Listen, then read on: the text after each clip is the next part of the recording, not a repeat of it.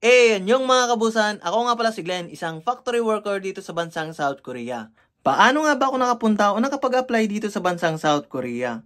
Ang pag-apply po dito sa South Korea ay walang private agency, tanging ang DMW ang dating POA lang ang nagpa-process ng papers papunta po dito sa South Korea. Ibig po sabihin government to government process. So kung may balak kang mag-apply po dito sa South Korea mga kabusan, dapat meron ka ng passport at dapat valid siya ng 1 year. Pangalawa, kailangan mo nang mag-aral ng Korean language. Meron kang dalawang option dito mga kabusan. Either mag-aral ka sa KLC, Korean Language Center at meron nga po itong bayad. Nagre-range po ito ng 5K to 12K. Depende sa school o saka lugar. O kaya naman pwede ka naman mag-self-study kung wala kang budget, andyan si Facebook o kaya si YouTube. Yun nga lang mahirap kasi walang mag-guide sa'yo kundi sariling sikap talaga. Hindi naman kasi required na kailangan mong mag-enroll sa KLC at hindi naman kailangan ng certificate naman ang gagaling sa KLC.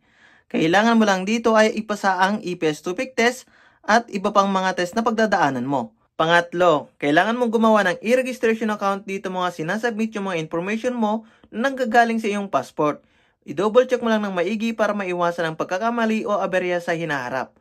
Dapat lagi kang updated sa announcement ng DMW o Department of Migrant kung kailan ang registration, kailangan ng exam, kung saan gaganapin ang exam.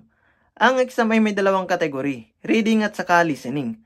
Mahirap ang exam kaya pagbutihin mo nga po ito. Ibigay mo lahat ng makaya mo kasi once na hindi ka pumasa ay mag-aantay ka na naman kung kailan ulit ang registration.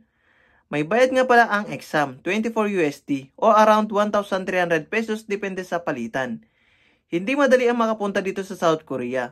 Madami kang pagdadaanan, butas ng karayom ika nga. Pero once na nalagpasan mo lahat yan, masasabi mo din na worth it lahat ng paghihirap at sakripisyo mo. Ito nga pala yung mga qualifications.